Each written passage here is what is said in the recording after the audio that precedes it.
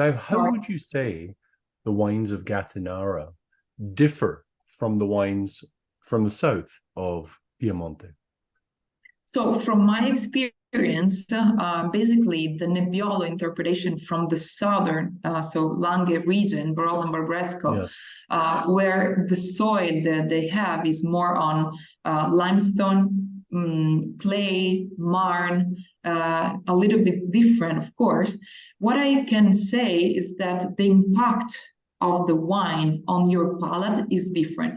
So there's no more complex or less complexity. It's only the way the wines enter and touch your tongue.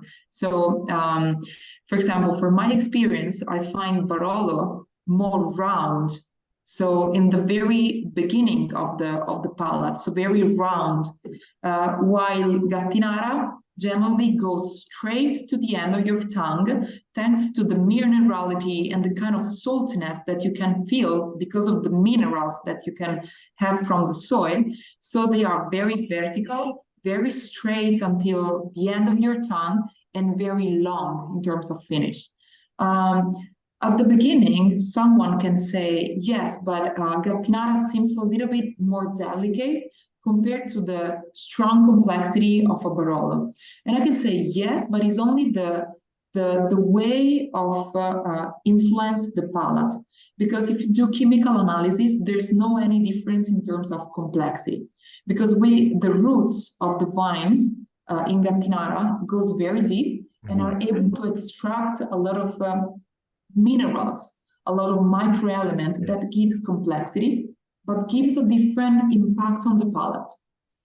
For example, in terms of polyphenols, we can arrive to more than between 3,000, 4,500 in terms of polyphenols. So they are very complex.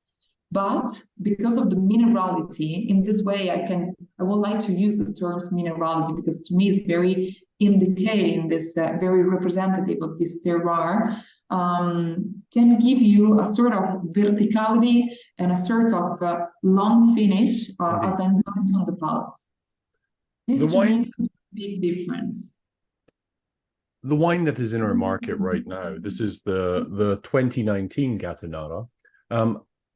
First thing I'll ask you, the elephant in the room, the shape of the bottle, because it is rather curious. It has to be said. It definitely sticks out on the shelf because it looks like something's gone wrong with the bottle forming process here. What's the story behind that? Yeah, actually is very particular. It's very unique, actually. If you can see in the side of the bottle, you can definitely see that there is. If you put on the side, you can definitely see the belly, so the front part, which is a very important curves. You have also on the side 2 different kind of curves and the little curves in the back. Exactly. You can see the big curves in the front where there are the 2 main layers. This part of the bottle, when you put in flat position during the pouring, during the service, this was designed to be able to catch eventual sediment. So my grandfather invented and designed this bottle in 1958 when actually the wines stayed more on the bottle to find the perfect refining, to find the perfect balance, because the know-how, the techniques of production, everything was different. So probably the little style of the wine was a little bit different. And it takes more time to be very balanced, to be enjoyed. So he designed this bottle because he was obsessed by the cleaning, the maximum cleaning of the wine in the glass.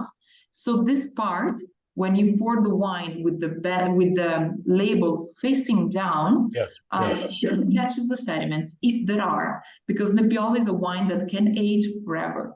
Exactly, this is the correct way to pour. So normally I would pour, normally if I was pouring a bottle, I would pour with the label facing up. But in the case of this one, you have this, self-decants. Now, these wines are capable of quite serious longevity, are they not? Yes. We had a beautiful experience last March. We did a beautiful vertical tasting. starting from Gattinara 2015, going through 15 different vintages, and the last one was Riserva. So Gattinara 1968, 3 liters, and Riserva 1967. And it was such a beautiful experience also for us, because not happen every day to open all these vintages together. And it was such incredible. We were so enthusiastic and proud also to show the beautiful longevity of this wine. Now, so how do these wines develop? What kind of aromatics begin to, because this one here right now, it's such an interesting wine. There's that freshness you've been talking about, but there's a deeply savory element to it as well, a salinity, and it's it's interesting. It has that elegance, but there's a lot of power in here as well. It's about 13.5, I think, alcohol wise. Yes. And while it seems very, very reserved at first, and there are delicacies in here for sure, it still has quite a bit of power. And I'm curious as to how this evolves through time in the bottle, because you've had the opportunity to taste wines that are a bit older than this, shall we say. So basically, this is the classic Gattinara. So as one of the most balanced wine of our portfolio, is our, I can say, flagship wine. So it's a medium body, medium complexity. Of course, we have the 2 Riserva, which are, of course, more indicated for a very long longevity. But this one, since of course is a first interpretation of a Gattinara after 3 years of aging, so is on the market right now, is the current vintage, is of course nice to enjoy now, but you can definitely feel a very important power and a possible longevity for the future. Consider that for what is my experience, I actually taste a lot of older vintages. I can say that I'm so impressed on how they are evolving, because the wine has a course. So finding the perfect moment to enjoy and to open the bottle is quite impossible. But I can say that the oldest bottle of classic Gattinara, this wine that we are talking about, was 1958, 2 years ago. Yeah. So 63 years old. And I can say that the wine was so fresh, was so alive. And thanks to this minerality, to the tannins, and to the acidity. Because of the presence of the rocks, our soil is very acid. We have a pH between 3.5 and 4.5 in our hills. So this is very helpful for creating the basis for a long longevity, long aging in the bottle.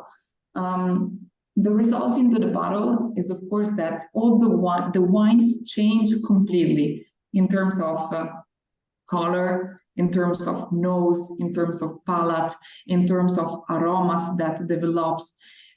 You go in the very classic tertiary aromas like licorice, spices, leather. So all this kind of very ripened fruit, almost under spirits, a little bit of orange, so the bitter orange flavor.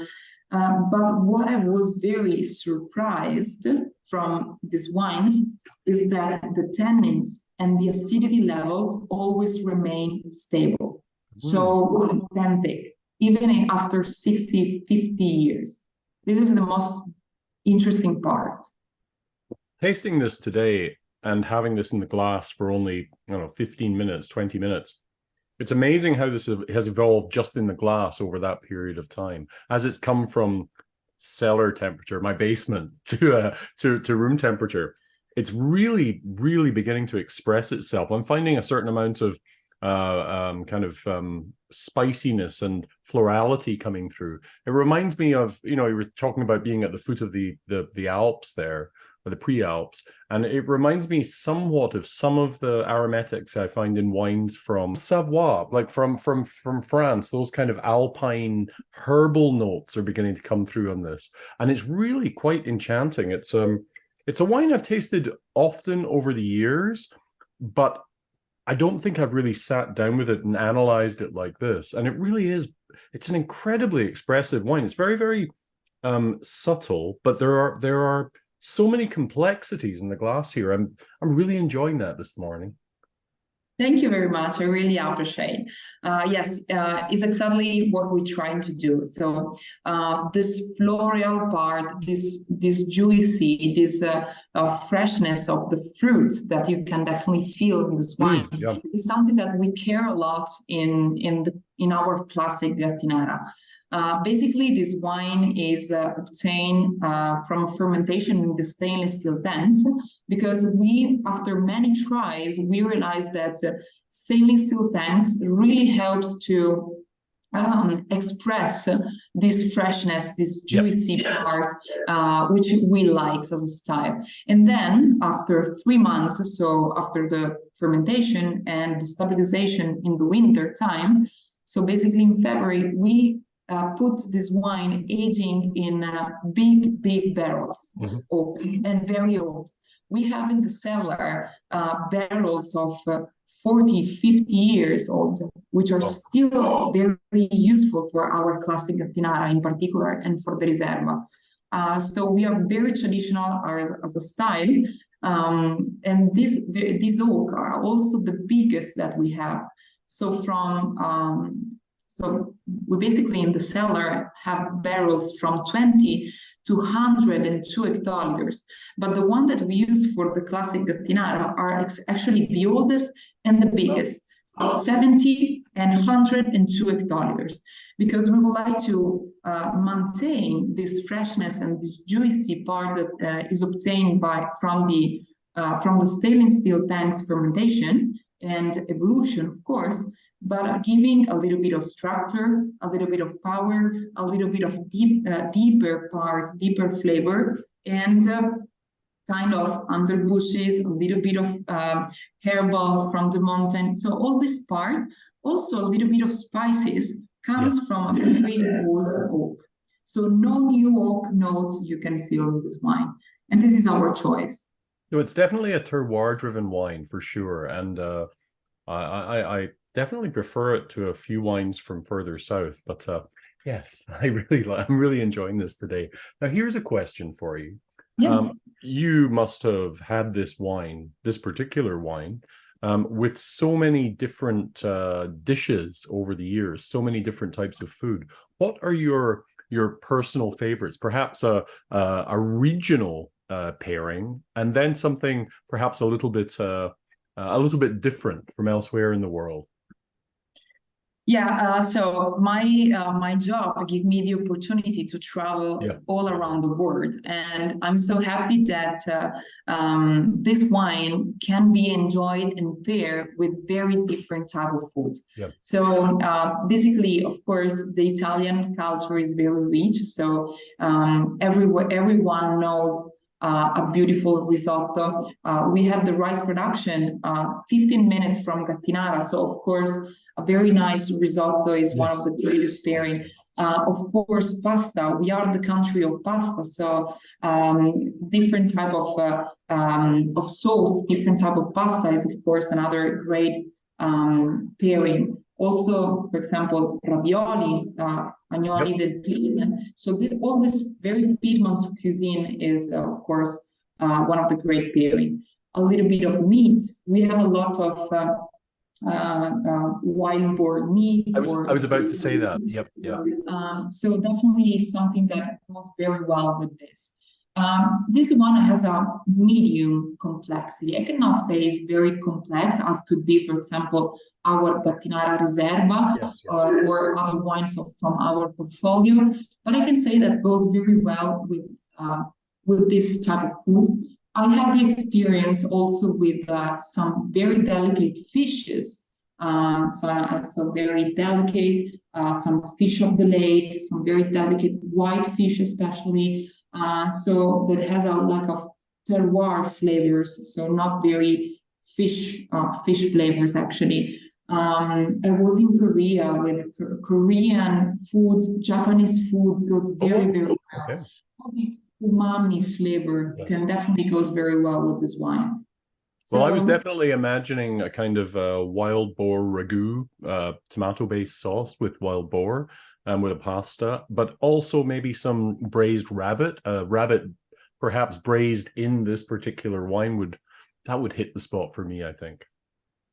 I totally agree with you. This is in particular is a wine that can really goes from an aperitivo or entree, from a first meal, so first course until a second course. It's very easy drinking and easy to pair. Yeah, I can say that. Now, I hope at some point I will get the chance to try some of your Reserva wines, because you said this is medium complexity. I'm actually finding this quite complex today. So I'm intrigued, absolutely intrigued. Thank you so much for joining us at Good Food Revolution today. Hopefully you will have a chance to visit Ontario at sometime reasonably soon, and we can share a glass of this in person. Will be my pleasure. I can definitely be again in March in Ontario, really? so Okay. I will be more than welcome to organize something to have a cheers, a glass of wine with you. Would be perfect. I would enjoy that a great deal. Thank you very much for your time, and we'll speak to you soon. Bye for now. Thank you again. I take the opportunity to invite all of you to visit Gattinara and this beautiful region. Thank you for the opportunity. It was a huge pleasure. Thank you, Jamie. Sure. Thank you. Bye-bye.